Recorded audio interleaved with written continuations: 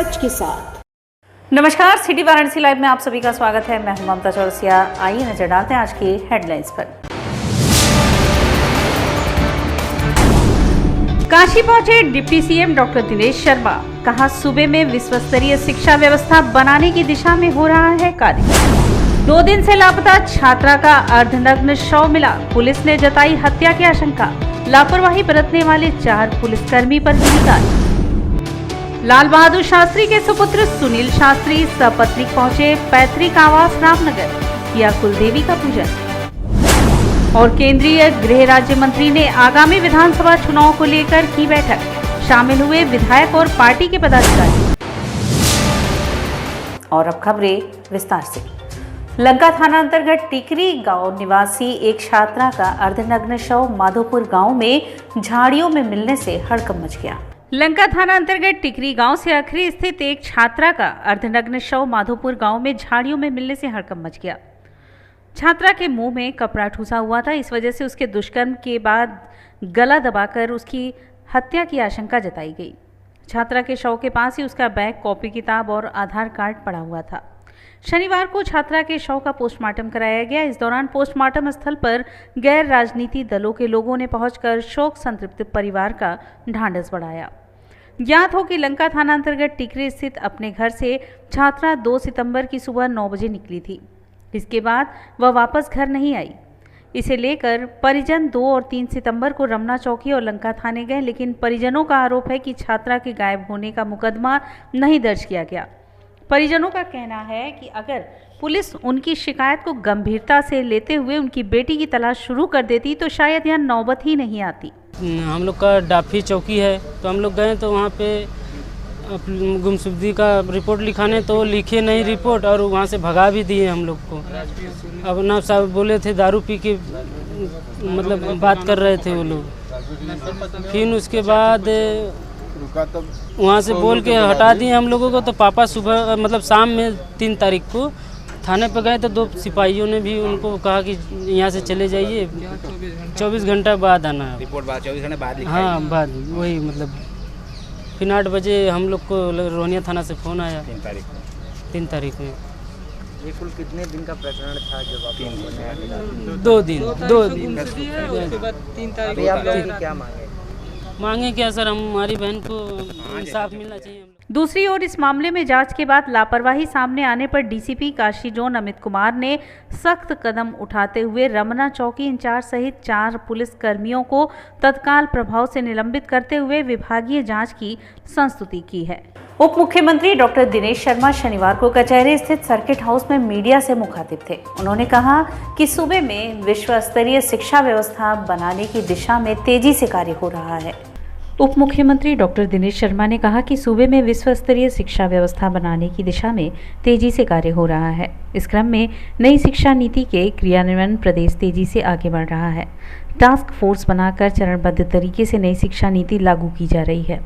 गुणवत्ता युक्त शोध के लिए सभी विश्वविद्यालयों में शोधपीठ बनाई गई है। इस प्रकार उत्तर प्रदेश को ज्ञान के केंद्र के रूप में विकसित करने की दिशा में काम चल रहा है। आने वाले समय में उत्तर प्रदेश देश के अन्य राज्यों को राह दिखाने का कार्य करेगी।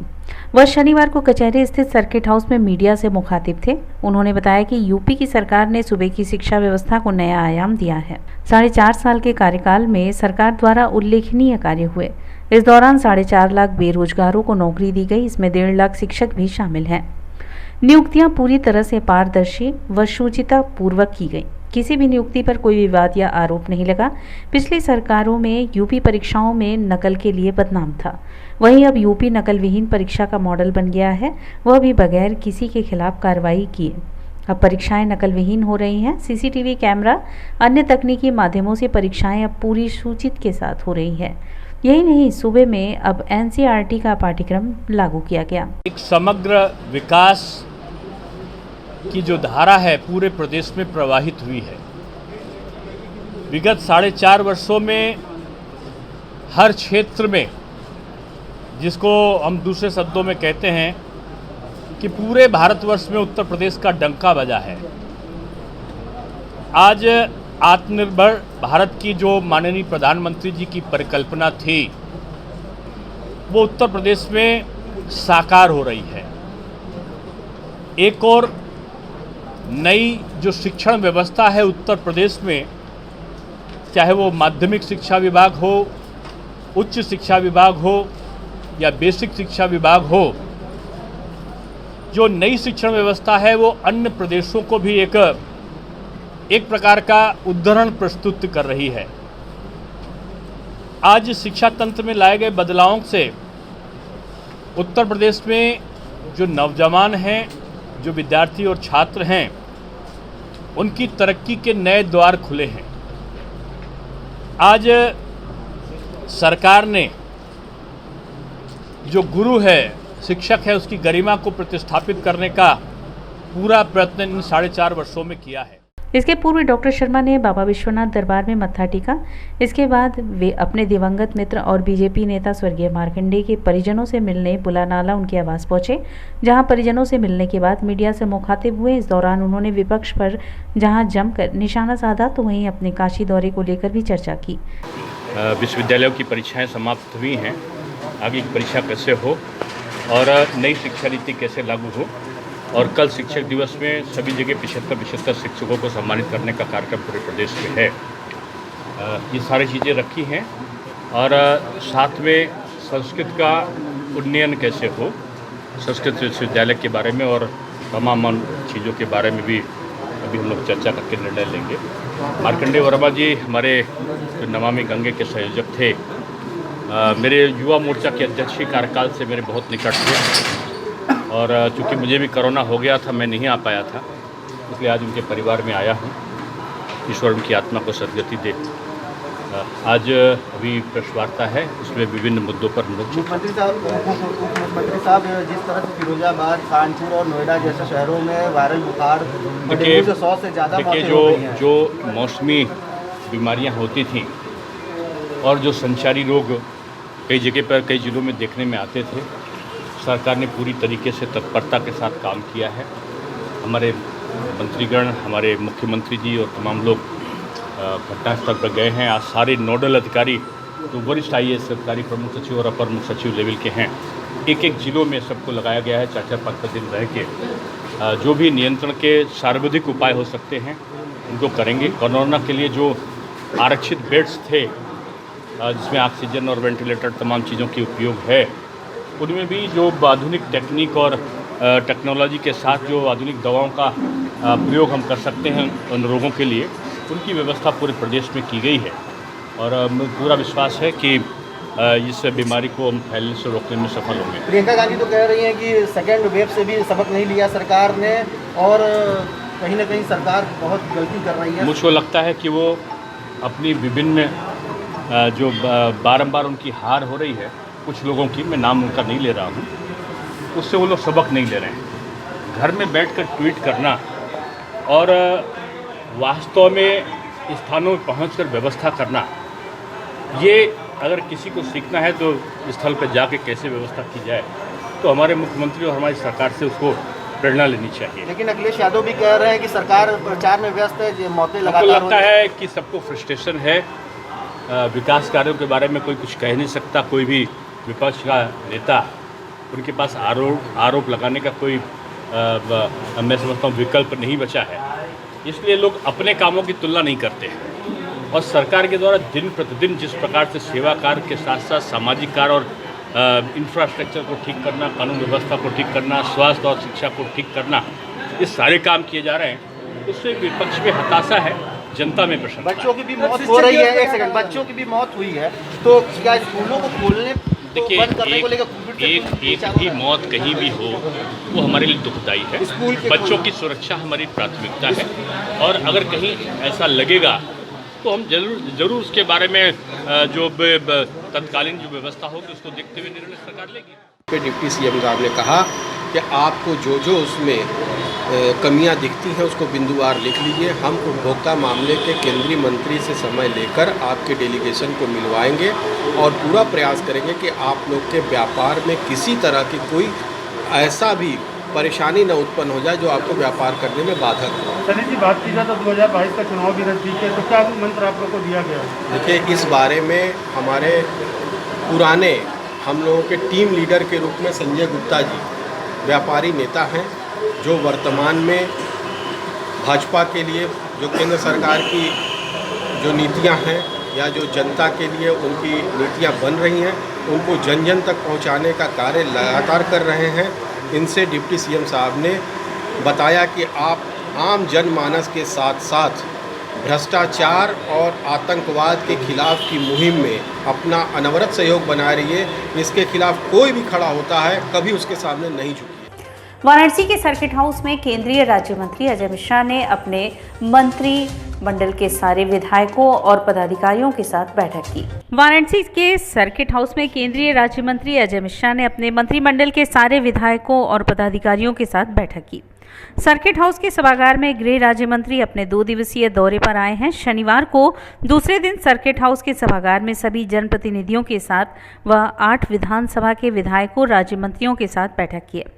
आगामी 2022 के चुनाव को देखते हुए सभी जनप्रतिनिधियों को आवश्यक दिशा निर्देश दिए गए। अजय मिश्रा ने बताया कि 2022 के चुनाव में अपने अपने क्षेत्रों में जनता के बीच जाकर सरकार की जितनी भी उपलब्धियां और विकास कार्यों के बारे में बताएं। दुनिया के सबसे बड़े राजनीतिक दल के रूप में आज हम काम कर रहे हैं। ये सफलता एक दिन में नहीं मिली है। एक लंबा संघर्ष हमारे उन कार्यकर्ताओं ने किया है जिन्होंने उस समय काम किया जब विजय का एहसास भी दूर दूर तक नहीं होता।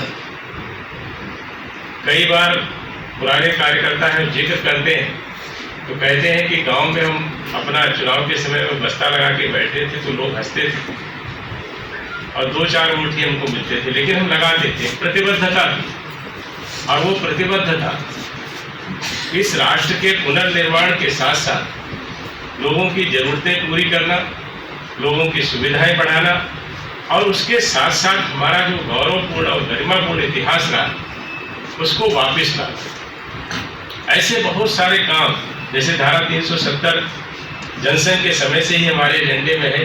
जम्मू कश्मीर से हटाना था। जैसे जम्मू कश्मीर में अपने देश के संविधान को लागू करना हमारे लिए चुनौती थी। शनिवार को लहरतारा मड़वाडी रोड स्थित एक लॉन में यूपी सरकार की ODP स्कीम के अंतर्गत UP institute of design and research द्वारा संचालित 10 दिवसीय प्रशिक्षण कार्यक्रम का समापन समारोह आयोजित किया गया।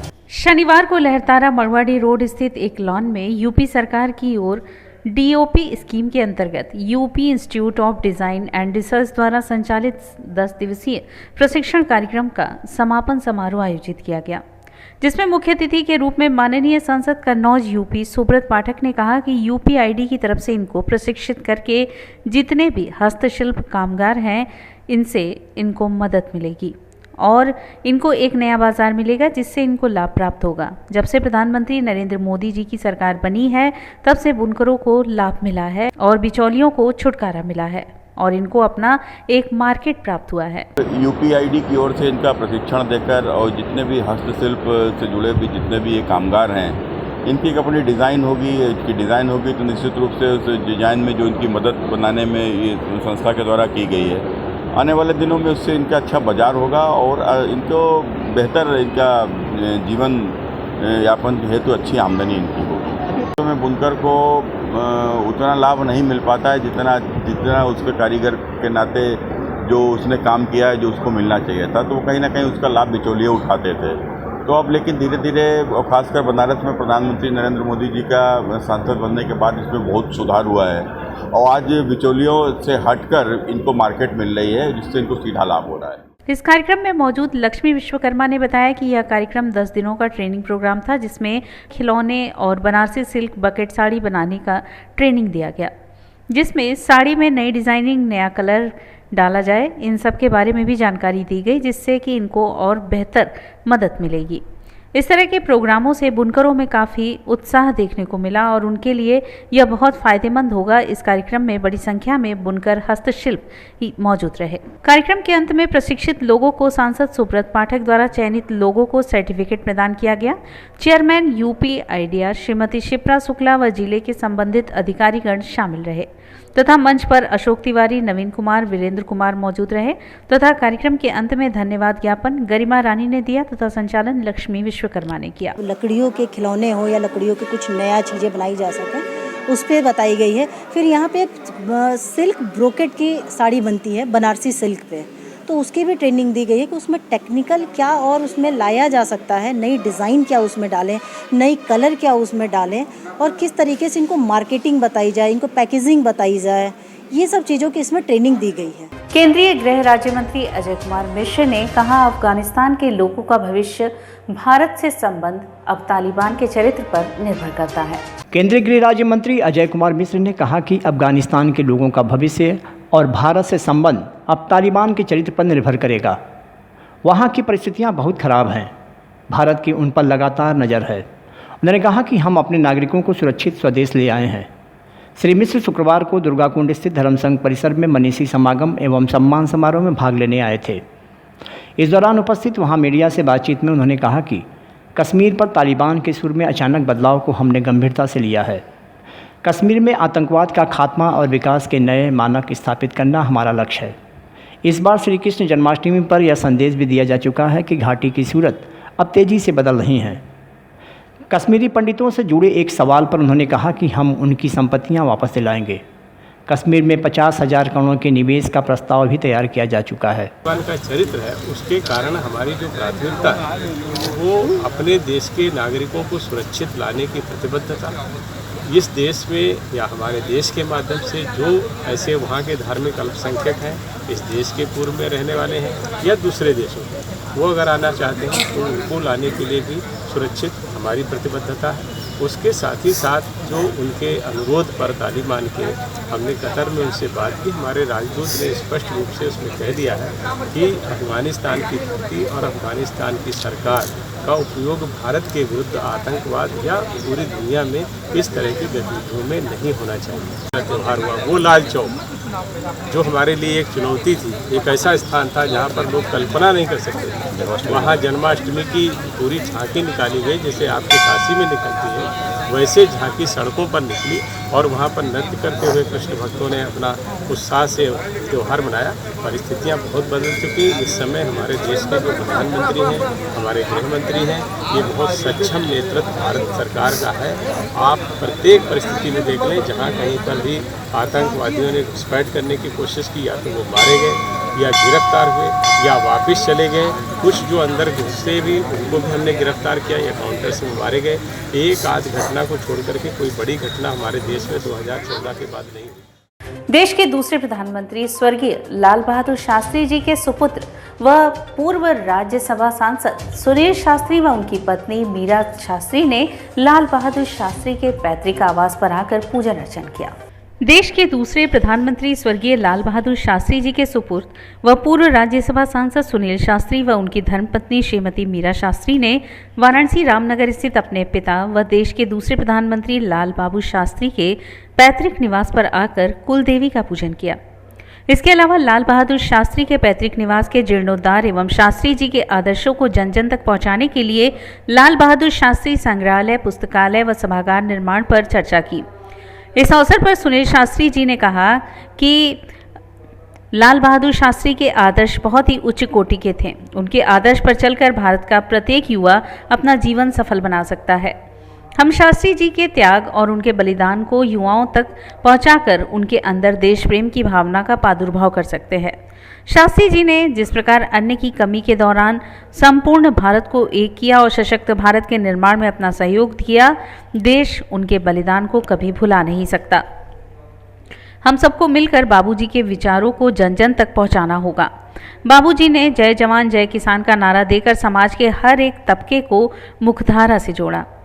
सुनील शास्त्री जी ने लाल बहादुर शास्त्री संग्रहालय का अवलोकन किया और उनके जीर्णोद्धार पर उपस्थित अधिकारियों, सामाजिक कार्यकर्ताओं से बातचीत की। इस अवसर पर सामाजिक कार्यकर्ता डॉक्टर हेमंत यादव, मनोज श्रीवास्तव, महेंद्र नारायण लाल, आनंद कंद चौबे, पुरोहित केशव जालान, ओम प्रकाश चौबे, संदीप यादव, दुर्गा श्रीवास्तव, मोनिस सहित दर्जनों लोग उपस्थित रहे। और यहाँ वक्त उछला है एक छोटे से ब्रेक का। मिलते हैं ब्रेक के बाद। वाराणसी लाइव, सच के साथ। Best fundamental lab, best faculty, best placement set. We are proud to be a student of JDSL. I am a student of Jeevandeep Mahavidyalaya. I am proud of Mahavidyalaya for excellent faculty, best support and best infrastructure and best placement. Best fundamental lab. Best faculty. Best placement set. We are proud to be a student of JDSL.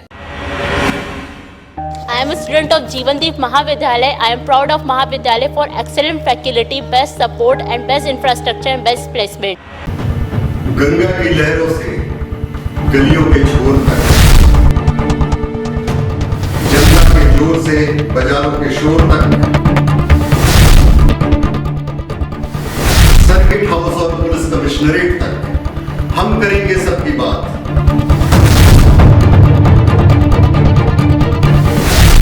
देखिए मेरे साथ बनारस की बात। Corona virus ने देश में एक बार फिर से रफ्तार पकड़ ली है। ऐसे में जरूरी है कि सभी लोग पूरी एहतियात बरतें। घर से बाहर निकलते समय मास्क का सदैव प्रयोग करें।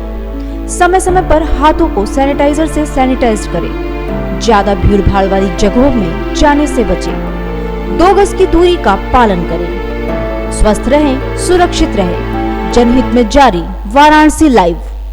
वाराणसी लाइव, सच के साथ। और ब्रेक के बाद पुनः आपका स्वागत है।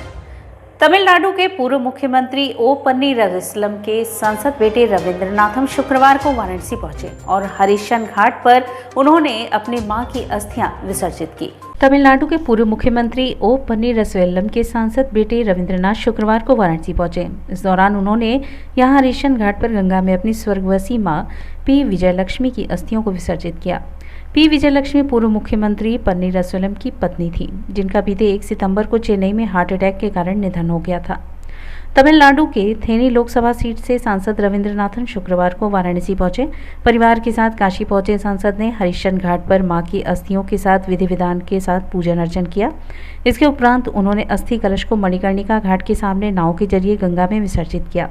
इस दौरान हिंदू युवा वाहिनी वाराणसी मंडल के प्रभारी और वाराणसी विकास प्राधिकरण के सदस्य अमरीश सिंह भोला, कुंवर शुभम सिंह, पंकज सिंह, कबीर मठ के महंत गोविंदास शास्त्री, अरविंद कुमार, बंटी सोनकर, अभिषेक श्रीवास्तव, विक्रम गोरे बाबू, विशाल चौधरी एवं अन्य शुभचिंतक उपस्थित रहे। समाजवादी पार्टी की जनसंपर्क पदयात्रा 7वें दिन शनिवार को भी जारी रही। डॉक्टर ओपी सिंह ने कहा कि भाजपा सरकार में गरीब का जीना मुश्किल हो गया है। समाजवादी पार्टी की जनसंपर्क पदयात्रा 6वें दिन शुक्रवार को भी जारी रही। पूर्व महानगर अध्यक्ष डॉक्टर ओपी सिंह के नेतृत्व में पार्टी के कार्यकर्ताओं ने उत्तरी विधानसभा क्षेत्र के वार्ड नंबर 10 तरना में घर घर जाकर लोगों से जनसंपर्क किया और सपा की नीतियों कार्यक्रमों की जानकारी देते हुए प्रदेश की भाजपा सरकार की जनविरोधी नीतियों के प्रति लोगों को जागरूक करते हुए कहा कि 22 में बाईसाइकिल की सरकार बनाए ताकि महंगाई, बेरोजगारी और बढ़ते अपराध से मुक्ति मिल सके। इस दौरान डॉक्टर ओपी सिंह ने कहा कि भाजपा सरकार में गरीब का जीना मुश्किल हो गया है। एक और जहां सरकार की गलत फैसले लोगों की परेशानी की सबब बन गई है, वहीं भारी भ्रष्टाचार के चलते लोगों को उनका हक और इंसाफ भी नहीं मिल पा रहा है। पदयात्रा में प्रमुख रूप से भैयालाल सोनकर, पूर्व पार्षद बब्बू पटेल, गोलू यादव, विनोद पटेल, अभिनव पटेल, नत्थू सोनकर, आशु सोनकर, लालता प्रजापति, संदीप पटेल बैरागी समेत बड़े संख्या में लोग शामिल हैं। श्योपुर थाना अंतर्गत पांचों पांडव रामलीला मैदान के समीप धसी सड़क को लेकर आसपास के लोग डरे हुए हैं। आपको बताते चले कि करीब 2 महीने से इस जगह पर सड़क पे गड्ढे हो रहे हैं, पर सिर्फ मलबा डालकर विभाग यहां से चला जा रहा है। श्योपुर थाना अंतर्गत पांचों पांडव रामलीला मैदान के समीप धसी सड़क को लेकर आसपास के लोग सशंकित हैं। बताते चले कि करीब 2 महीने से इस जगह पर सड़क पर गड्ढे हो रहे हैं और विभाग केवल मलबा डालकर चला जा रहा है। समस्या का उचित समाधान न होने के चलते आज पूरी की पूरी सड़क धंस गई है और आए दिन दुर्घटनाएं हो रही हैं। इस संदर्भ में स्थानीय लोगों ने बताया कि करीब 2 महीना भर से अंदर नाली और सीवर का पानी लीकेज है, जिसके चलते सड़क अंदर ही अंदर धंस रही है, लेकिन विभाग केवल ऊपर से मलबा डालकर चला जा रहा है। आज विभाग की लापरवाही का नतीजा है कि पूरी की पूरी सड़क धंस गई है और 4 पहिया वाहन के चलने लायक कोई जगह नहीं बची। 2 पहिया वाहन धीरे धीरे किनारे किनारे अपनी जान बचाते हुए निकल रहे हैं। वहीं पार्षद पति रोहित मौर्य ने जब इस संदर्भ में जानकारी मांगी गई तो उन्होंने कहा कि कई बार विभागीय अधिकारी को बोला गया है, LNT वाले बारिश के कारण अभी तक कार्य पूरा नहीं हुआ है, 1-2 दिन में यह कार्य पूरा हो जाएगा। वहीं उन्होंने विभागीय लापरवाही की बात स्वीकार करते हुए कार्रवाई की भी मांग की। विभाग की थोड़ी लापरवाही है। काम तो जैसे मान लीजिए कि कल से गड्ढा हुआ कल से बैठना शुरू हुआ, तो उसको 1 हफ्ते 10 दिन में विभाग द्वारा निस्तारण इसका कर देना चाहिए। अधिकारियों को तुरंत नॉलेज में डाल दिया गया था, लेकिन ये क्यों 1 महीने से टाल रहे हैं, ये समझ से परे है।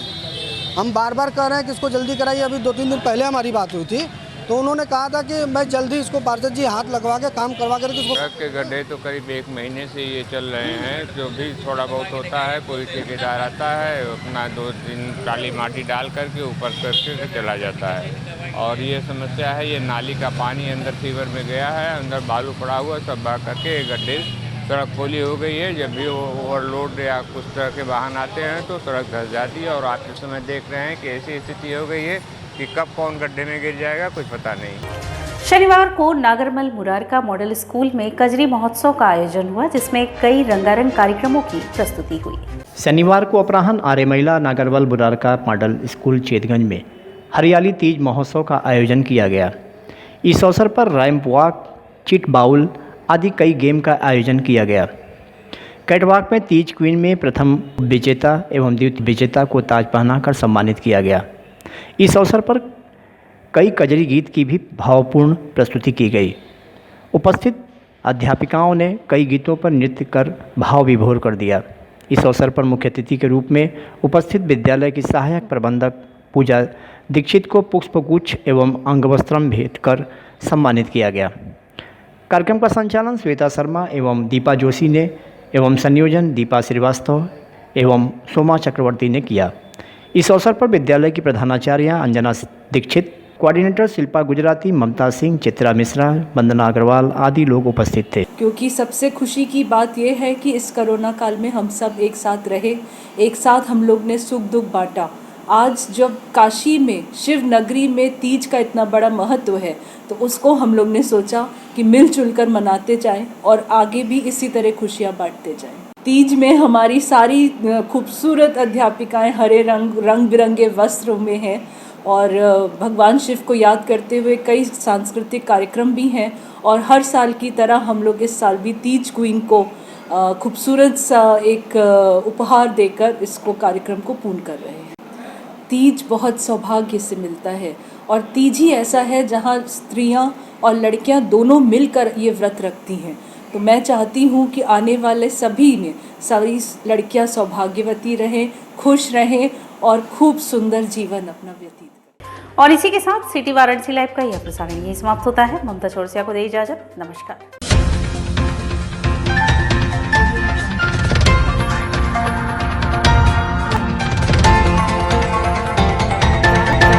लाइव, सच के साथ।